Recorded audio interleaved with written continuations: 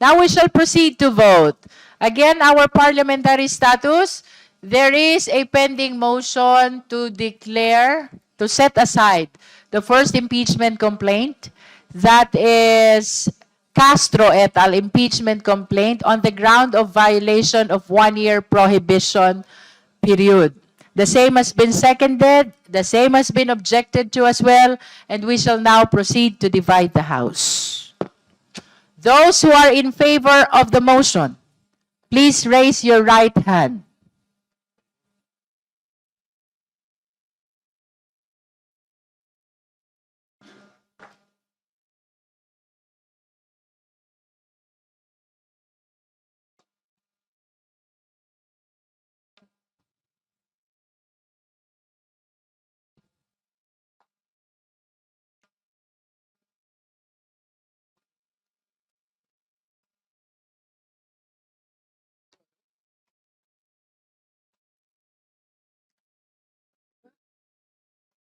You may now put down your hands.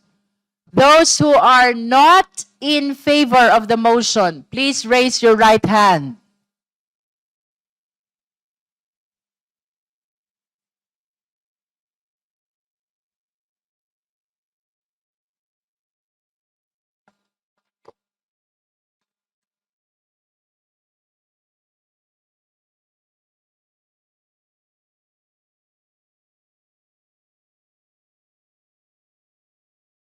You may put down your hands. Last, those who abstain, please raise your right hand.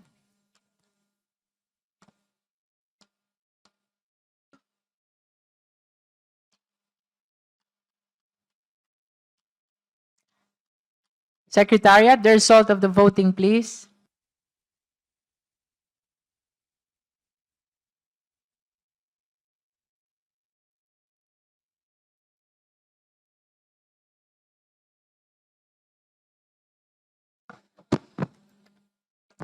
With 22 votes in the affirmative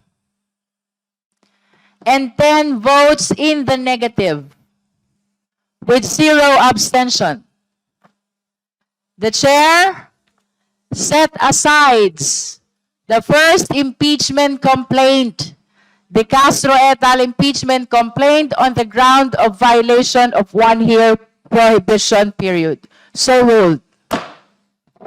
Chair. The Honorable Ko. Point of clarification only. Come again? A point of clarification. Yes. What is your point of clarification?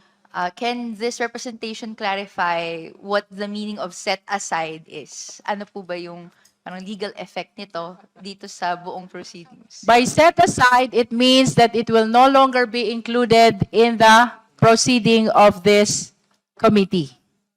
With all due respect to the endorsers of the first impeachment complaints. But of course, I wish to state for the record that I think all our endorsers are members and ex officio members of the Justice Committee, and we encourage all of you to continue actively participating in the deliberation, if not as endorser, then as esteemed members of the Justice Committee.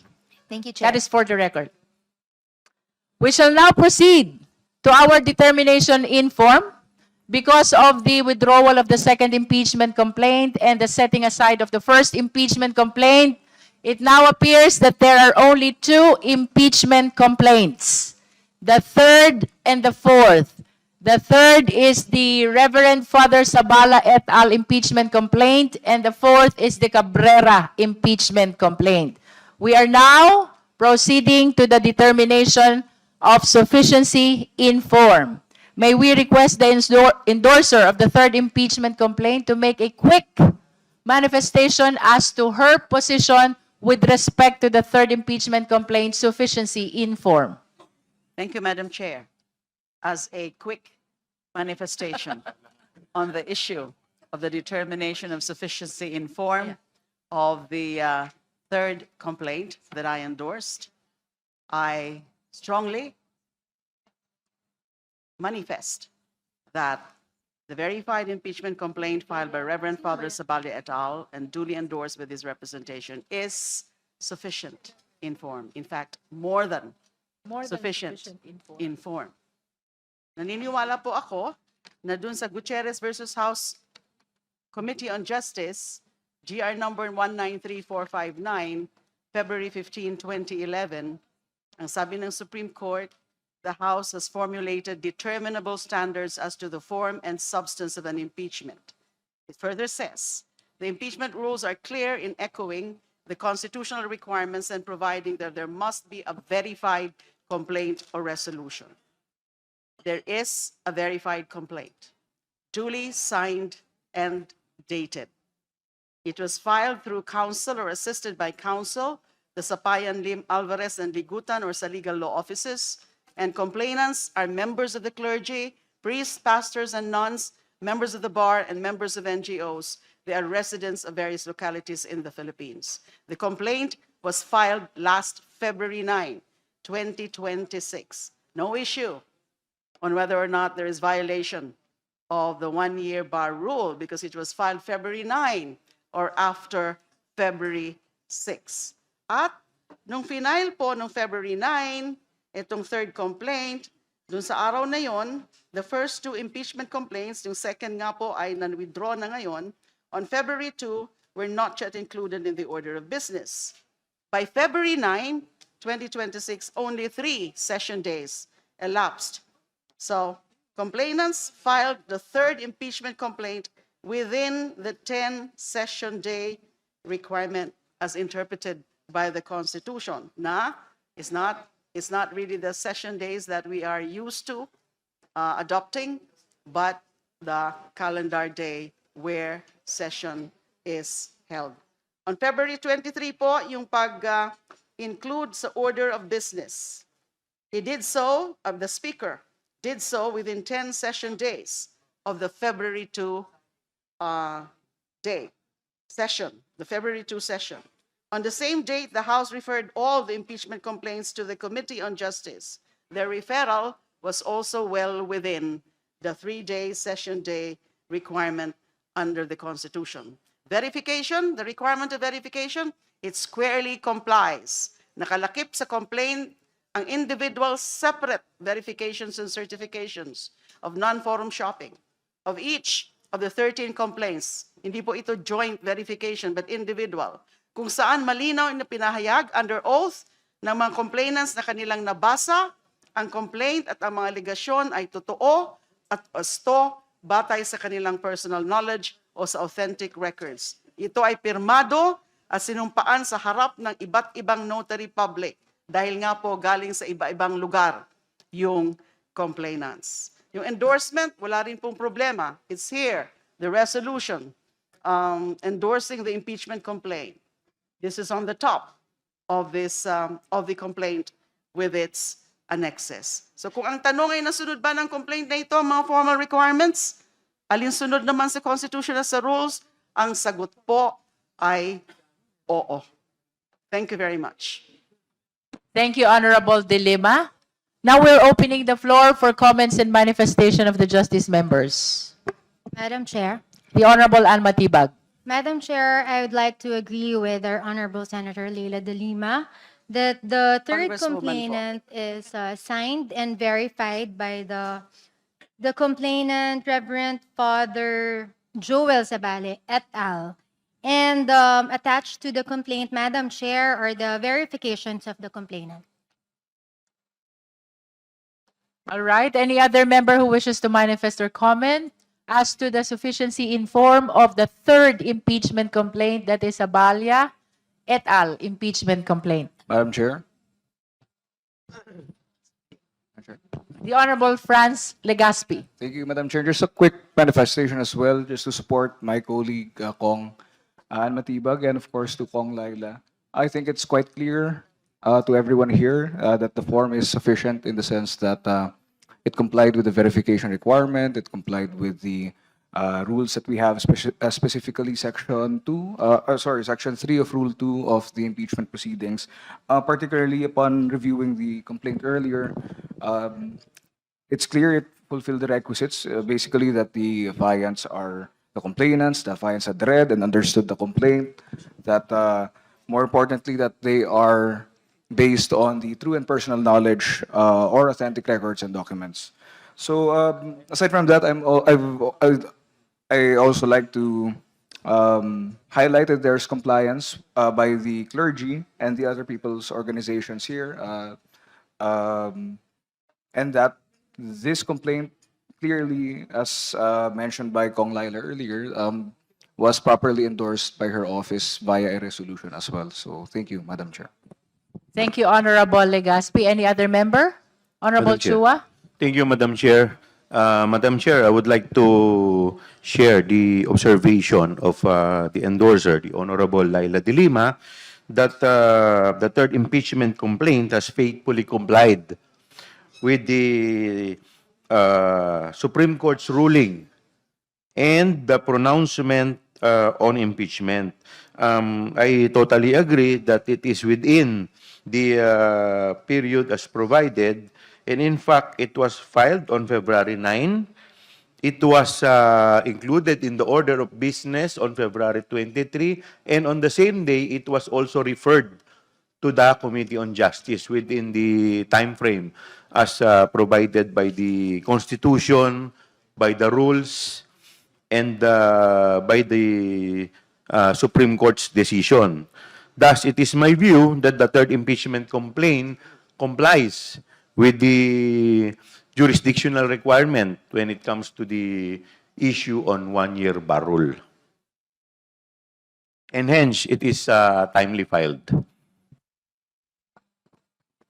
Just wish to state for the record that the third impeachment complaint was filed on February 9, 2026, and then was included in the order of business and referred to this committee on February 23, 2026. That is for the record. The Honorable Vice Chair Dumogan. Thank you, Madam Chair. Well, I fully support as far as that issue is concerned. I have a point of inquiry. What is the effect of the complaint which we had just previously dismissed on this third and fourth complaint?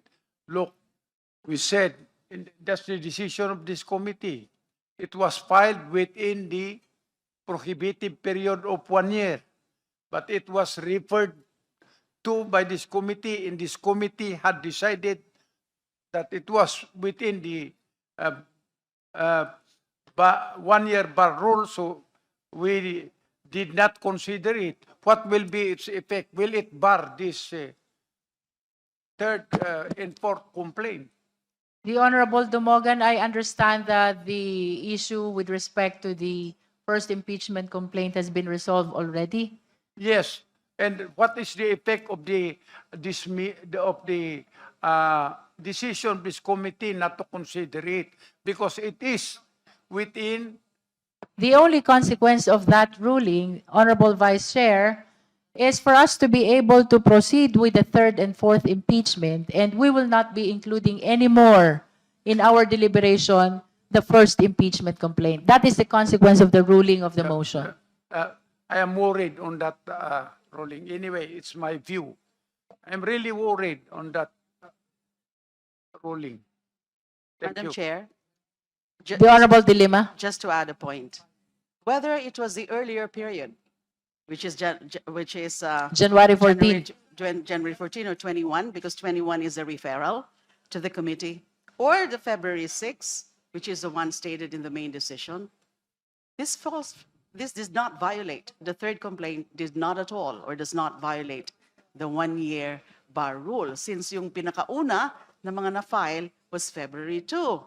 And therefore, dun nga tayo nag-count nung 10 session days and 3 session days thereafter. So no problem at all, no effect on the third and even the fourth complaint. Yes, that is correct. We totally agree to that, that whether we consider the January 14 as the lapse of the 1 year prohibition period or the February 5 to make it possible for the second impeachment on February 6, the third impeachment complaint rightly falls within the allowable period in both dates as perspective. If there are no other members who wish to comment on the sufficiency in form of the third impeachment complaint, we shall proceed to hear the position of the endorser of the fourth impeachment complaint? No more members? Madam Chair, We recognize the Honorable Deputy Speaker Paulo Ortega to manifest his position with respect to the sufficiency in form of the fourth impeachment complaint, that is Cabrera impeachment complaint. thank you, Madam Chair. Maikli lamang po, would like to manifest that in terms of form and requirements, the fourth impeachment complaint has complied in terms of form, and we have endorsed it on the date February 18, 2026. Thank you, Madam Chair. Thank you. Now we are opening the floor for comments and manifestations of the justice members with respect to the sufficiency in form of the fourth impeachment complaint. The Honorable Zamora is recognized. Thank you, Madam Chair. As regards the fourth complaint, the complainant, a certain attorney Nathaniel G. Cabrera, signed the same and also executed a verification which states as follows: the allegations in the complaint are true and correct based on my personal knowledge or based on authentic records. The verification was signed and notarized on February 18 in Quezon City and was notarized by a certain attorney Jason San Buenaventura. The resolution of endorsement by Representatives Benvenido M. Aabante Jr. and Representative Francisco Paulo V. Ortega V was signed on February 18, 2026. Both of them subscribed and swore before the Secretary General on even date. So, Madam Chair, we believe that the fourth impeachment complaint is compliant with the requirements of sufficiency of form. Thank you, Madam Chair. Any other member who wish to comment on the sufficiency in form of the fourth impeachment complaint? No more? Can we proceed to vote now? As agreed upon at the onset, after we conclude on the deliberation on all the impeachment complaints, which at this point we only have two, the third and the fourth impeachment complaint, we shall proceed to vote.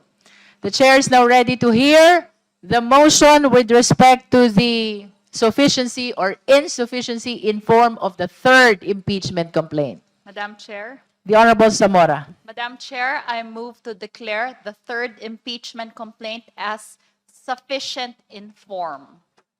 There is a motion to declare the third impeachment complaint sufficient in form. Do I hear a second? Is there any objection? Hearing none. The chair declares the third impeachment complaint, that is Father Zabalia et al. Impeachment complaint, sufficient in form. So ruled. The chair is now ready to hear the motion on the fourth impeachment complaint. The Honorable Padiernos. Madam Chair, I move to declare the fourth impeachment complaint as sufficient in form. There is a motion to declare the fourth impeachment complaint, that is Cabrera impeachment complaint, sufficient in form. Do I hear a second? The same has been seconded. Is there any objection? Hearing none. The chair declares the fourth impeachment complaint, that is Cabrera impeachment complaint, sufficient in form. So ruled.